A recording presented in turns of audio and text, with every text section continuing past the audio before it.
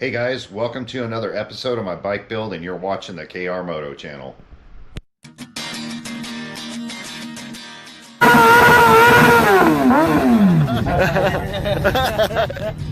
And you can still read it, but That's a dummy plate.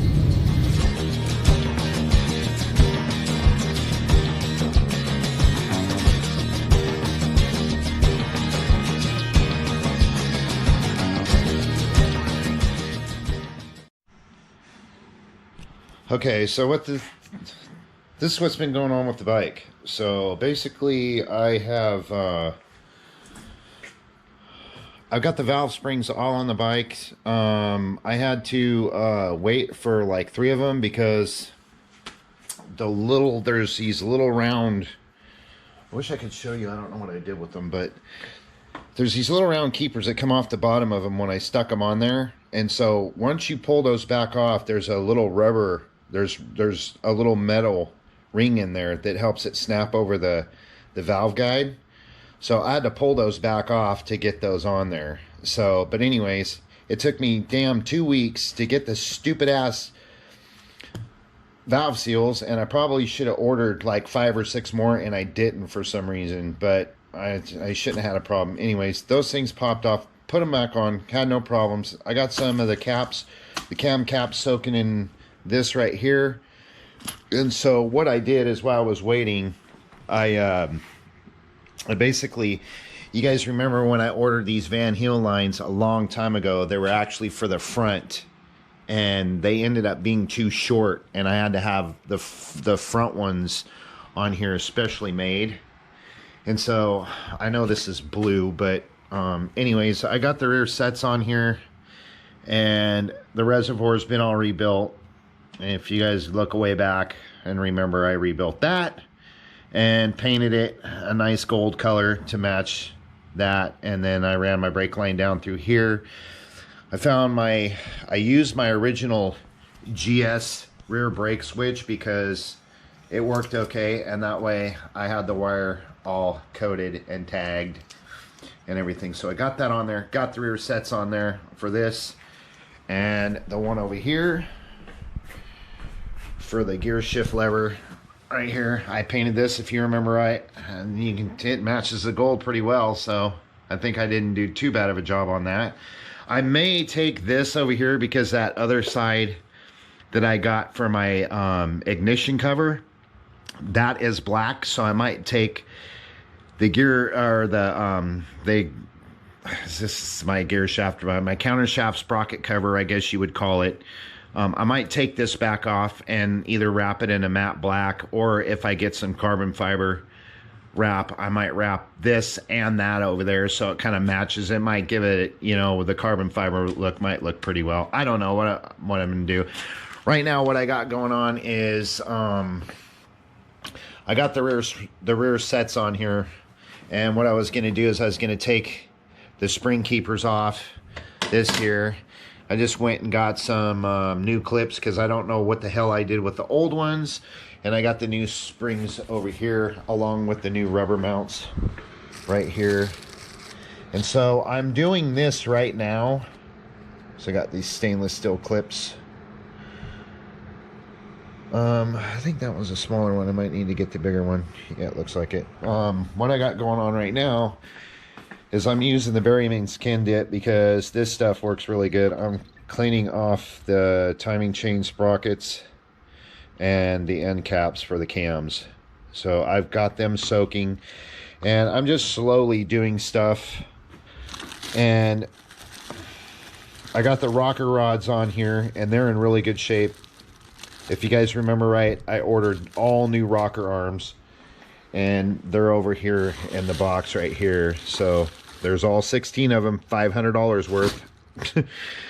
So basically that's what I got going on right now, and I'm going to try to get quite a few of this stuff done, and hopefully I'm going to be able to record everything. So even if I put it on, I don't know, maybe I'll times it by a couple so it speeds it up a little bit so you guys ain't bored by doing this.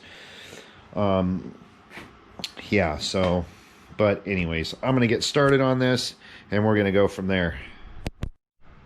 Wow, these are a lot stiffer. Got one on there. I got those on there. Just doing this for now. It's a lot stiffer than this one over here. So old ones over there. I mean, it's not too bad, but. And what I'm gonna do is I'm gonna put all these back in there. I mean, they're a little wore out, but they're not too bad. Just in case, maybe I might lose ones. But these are for a 2000 XJ12R Kawasaki Ninja. That's what the rear sets are off of. And you can see I put some new springs in there along with these. Some new stainless steel clips. And yeah, let's check on our parts over here. See if it's still soaking in there. We'll be getting ready to pull these out. You're not supposed to leave aluminum in there for more than 4 hours, it says, and they've probably been on there for about 2.5. But I'm gonna pull them off, pull them out of there, and then I'm gonna wash them off with just some dishwashing liquid and get them really nice and clean, and we'll be good to go to put them on the head. All right, so we got those on. We got this side on. Man, those are nice and springy. Getting tight. I got these back on here. This looks good.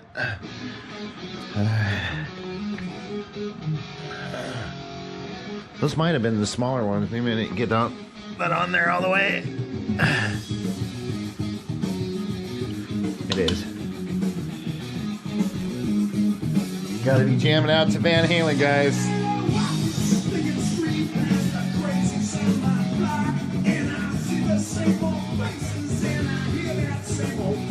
Yeah.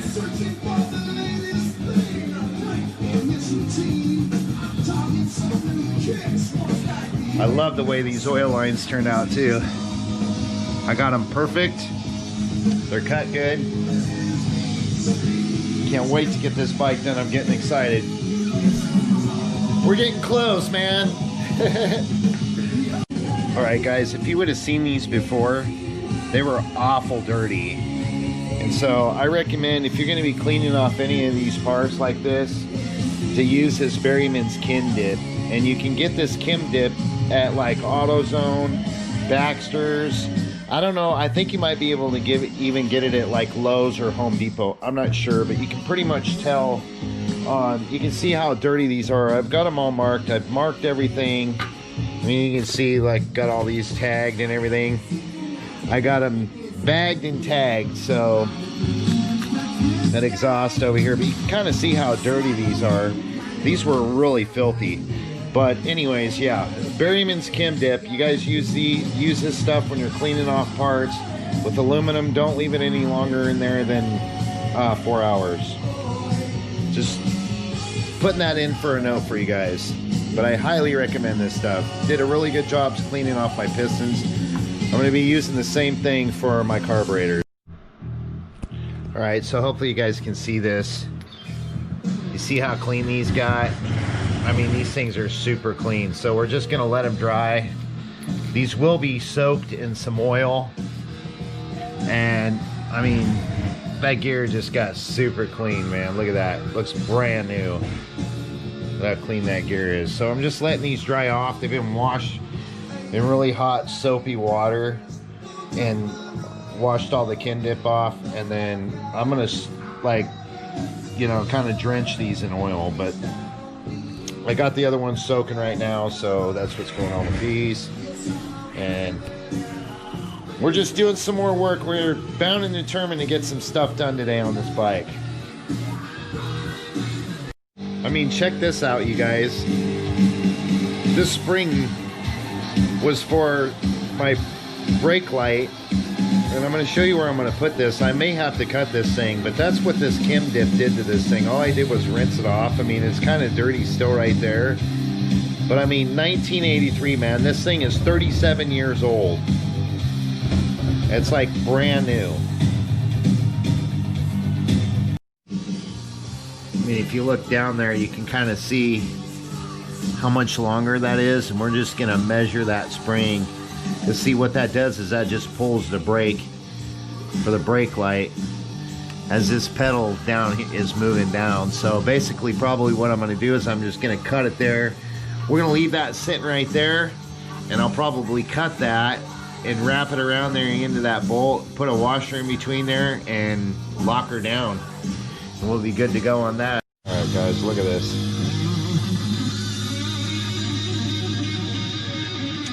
So you can kind of see where right here on the rocker arms where the cams were hitting right here, and here I was putting some shiny marks on here. They weren't really flat, but I didn't want to take a chance in putting these back in here. And I don't know if it was actually, I think what this was from is these being adjusted too tight. Somebody had either adjusted these once before, because I know these are supposed to be adjusted after 20,000 miles, maybe a little sooner than that, but yeah, this is what that chem did to this. These are used rocker arms. So, but I cleaned it up pretty nice. That's just a shiny mark there. That's nothing. So the oil travels down through these journals, and in between here you have journals here and here and here. That's what pumps the oil through here to keep these lubricated. And the springs look real good. The end caps, I'm still cleaning those up, but this is to the right side of the intake. So okay, so we got the intake left and right cleaned up. I've got the right inside, what is it, the right exhaust. Got the right exhaust in there. Got the left side getting ready to be put in there. The reason why I'm leaving the rocker arms on here, I showed you guys earlier in the video, it kind of tells me what kind of fatigue that this was actually under.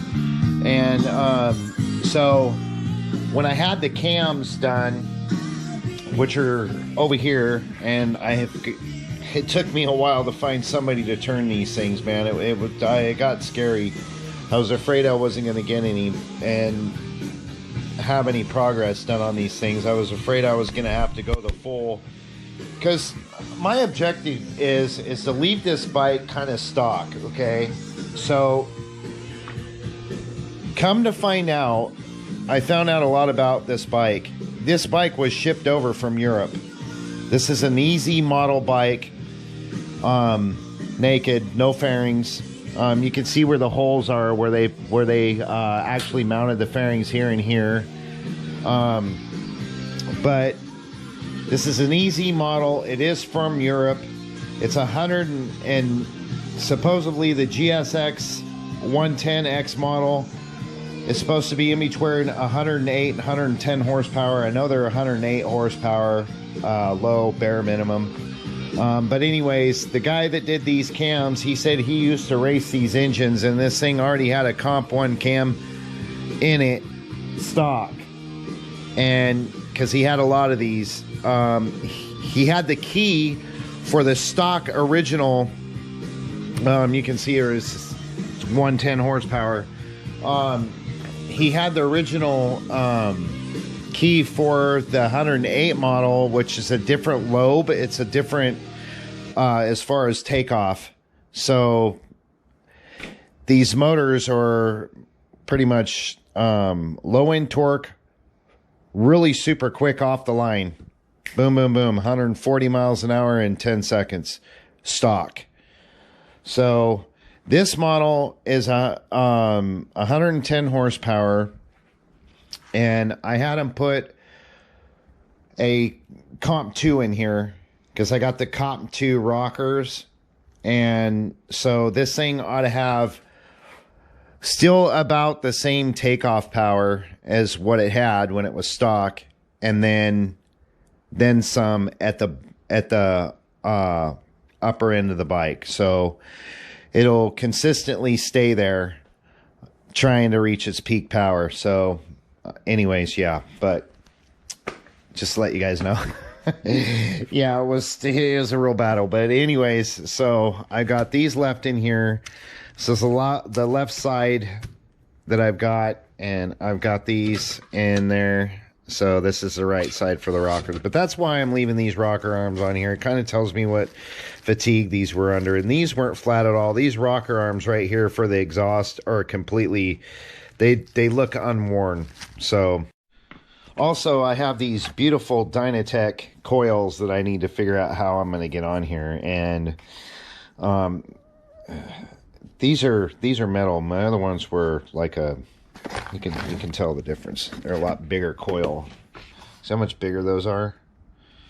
And this is like a plastic block here. So I had to get some plastic spacers because metal to metal doesn't make good contact, especially when the head's firing off that. So I had to get some of these spacers. But basically what I'm having a dilemma with these is figuring out how I'm going to mount these. So I'm going to mount them up here, but the spacers I got they're a lot. I'm going to need a lot of space there. So these are going to have to go up there like this, and I'm going to have to make sure there's my tank mount. So I got to make sure that the tank is going to clear that. So we'll find out. If not, I'm just going to run the stop coils on there. There's nothing wrong with them to begin with, but these are a hotter coil, a little bit more horsepower, sends a lot more spark through there. So really hate wasting the money on these because I spent a lot of money on this. Okay, so this is a piece that I fixed. Oh, there went the rubber seal. This side right here was busted off. This side was, so this is the side that I fixed. This rubber seal goes inside here.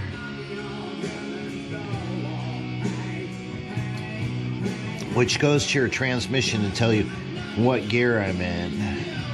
So this seal goes on there like that. And then I've got to clean up the piece that goes up over the top of this cap here. There's like a metal rod that goes along here with a bolt and then a clip up here, and that's what holds the wire on. So basically what I need to do is I need to find the little spring that goes in here with the little metal diode that rolls on the back of those. And you can kind of see the scars on there to where, you know, where it was at. So that rides on the transmission. So that's what I'm going to do next. And no camera person here to help. So basically I'm going to get this started while the parts are over there soaking, cleaning for the head. I'm going to get this on there. I've already rewrapped this, got it all cleaned up, and basically, and then I have a new spring here, little clip thing that goes in here for my kickstand that runs to here, which I have a new spring, and then I've got to find that. So I'm just basically getting the little stuff done that I need to get now. That's to my coil, but I need to get that done, so that's what we're doing next. Alright guys, so basically my repair did hold pretty good. This is everything's sealed around there. Air purifier. And let's try it out. Pause. Watch how quickly it can remove. So we got this here, gear shift indicator in. Basically what I need to do is I need to move this around here because there's another little clip that goes in through here that holds this wire. It goes up around there. Alright guys, after a bunch of fucking knuckle busting, that's what I got. So I got this up here closed up against the wire, got the cap covered, cinched down, got all these torqued down, this torqued down, and this actually held, which I'm really excited about. So I actually got that fixed, so I think it turned out pretty well. and the wire just wraps up around here, goes up inside this clip right here, back here, and it holds this right here. So I mean, other than I wish I could probably hide the wiring a little more. I'm probably going to end the video here. I've been working on this thing a lot. So conclusion with this is I'm not going to put an insert in this yet. I'm going to take this over to my buddy's house, Heath's, master craftsman, the one that did all the welding and stuff. This guy does phenomenal work. So I got people over here working on my windows. Sorry. Finally. Shh. So I want to show you guys what I got going on here. Hang on a second. Okay, so you can see that hole there. You can see the size of this insert that I got. So here's the problem with putting an insert in this.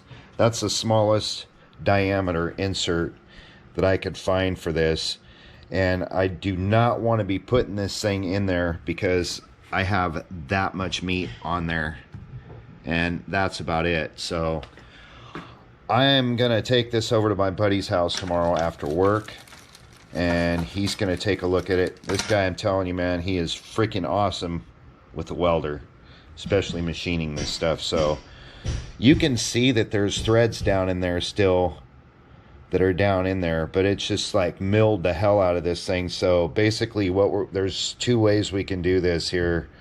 Like I said before, we can heat this up to 730 degrees. I'm kind of worried about warpage. I'm hoping that it don't warp, but and use a brazing rod, an aluminum brazing rod, and fill this hole in there and then re-drill it and tap it out. Or I'm just going to have him weld this in here. He said he's going to take a look at it, see what he can do, and basically this is the last thing I need to be fixing on this head. I've got all the valve springs in, as you guys know, and so, but basically I'm going to be ending the video here. But my next task is getting this on here. I may have to use my brake reservoir off the stock one. This is off this here, right here. This is off the Kawasaki Ninjas. So, or build a bracket and stick it right here. I know that this went here. The difference between this one and mine, the things come down here on the very bottom, and then there was a bracket that went around it and it held it like right here, and then this here used to be up here and mounted to here, so you had the hose running that way and over. So, but anyways, yeah, that's what I'm going to be working on next. So until then, guys, yeah. Anyways, I really appreciate you guys watching my video. Please give me a thumbs up, a like, and don't forget to hit the subscribe. And as I always say, peace!